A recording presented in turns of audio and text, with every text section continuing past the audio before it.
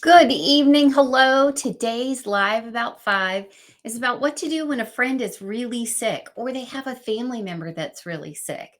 This has happened to all of us, I believe, and it certainly impacted me when I had Bell's palsy, right? When you have facial paralysis, it's kind of tricky because it's very visible and it certainly has an impact, but it's different than something that's going to be a heart attack or a hospitalization or cancer or something that's more immediate or more long term, right? It's a more amorphous thing to deal with. So I'm going to actually talk about what to say to somebody who's dealing with facial paralysis tomorrow night. But tonight we're just going to talk about how we can be a good friend to someone who's sick themselves or has a family member that's sick, because so very often we're just not sure what to say. We want to be supportive and we want it to be about our friend, right?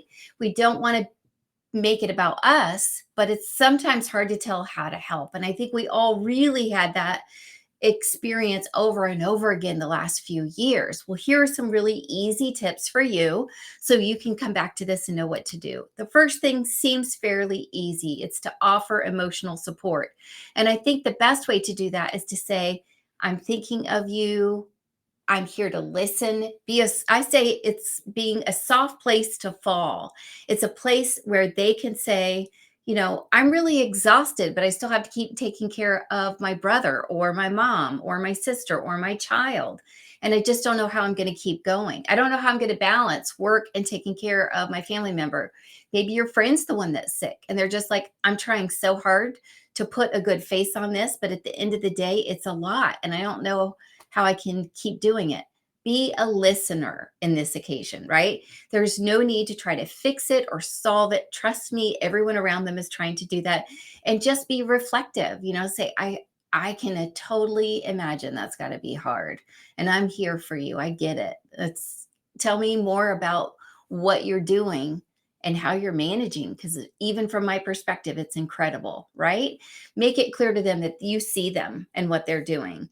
Help with practical tasks. This is what we all kind of go to right away. If you're like me and you're a Southerner, the first thing you want to do is bring food. That's what we've all been taught, right? In times of joy or sorrow, we bring food. That's what we do. But here's some tips if you want to bring food. First, make sure that the food that you bring follows the dietary needs or allergies of the people you're bringing it to.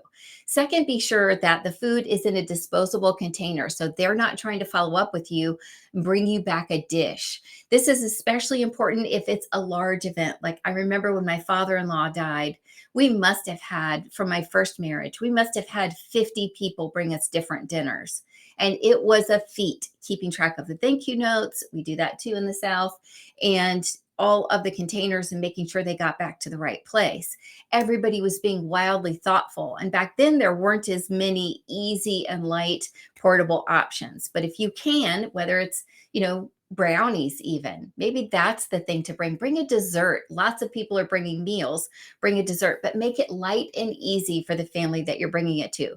Maybe you could offer to look after a child or a pet. Maybe run an errand. Hey, if you want to put in your order for groceries, I'll go do the grocery pickup.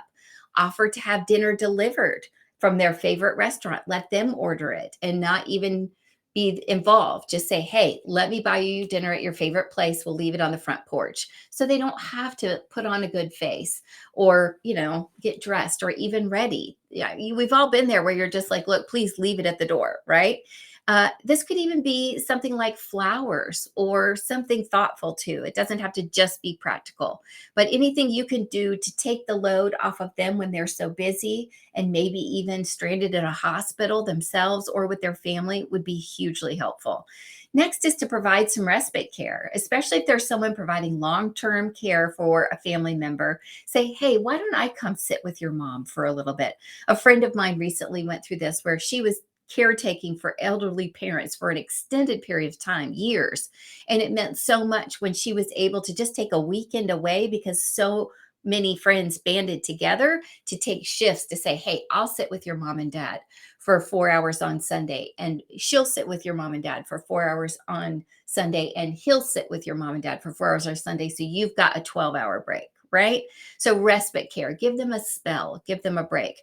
Provide information and resources. If you happen to know of contacts in your area that might be great support for them, a connection with a physician, we all know how the world works, or you know of some alternative medications that might be helpful, gently and easily provide that. You don't have to try to be in there and say, hey, I know exactly what to do, but just make sure if you know something, you say something.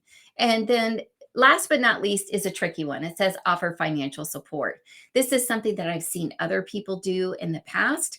And it's come in the form of things like, hey, let me grab your hotel room while you're there for one more night, or let me grab you a gas card. So I know you're driving back and forth a lot.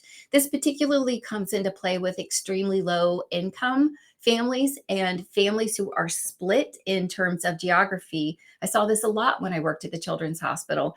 The Children's Hospital is here in Charlottesville, and maybe the dad has to work in Lynchburg just to be able to keep the health insurance that keeps the benefits going to keep the sick family member in the hospital.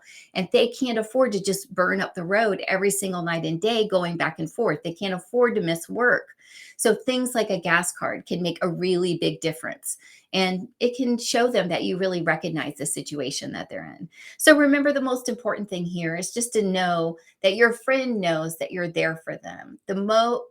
One of the things that I noticed when I got really sick is the people that came to help me shocked me, and the people who didn't come to help me also shocked me. And if you've ever had that experience yourself, you know there are certain people you think will always be there for you, but they are uncomfortable around long-term illness or aren't sure what to say, and their lives are already pretty busy. And maybe you connected with them, at parties or galas or events or teas or the Chamber of Commerce, whatever it is, and being with you sick in your home just isn't their thing. I would say also give them grace. They can still, on the other side, be a great friend. Just recognize that different people have different skills and different comfort levels, and that's okay. I hope you don't have to manage illness yourself and you're not navigating any friends with illness. But if you do, here are some tips that can be really helpful. And if you have tips to share, go ahead and shout them out below so that everybody can benefit. Have a great night. Tomorrow night, we're going to talk specifically about Bell's palsy and things that you can do to support friends with that. Any type of facial paralysis. Take care. I love you guys.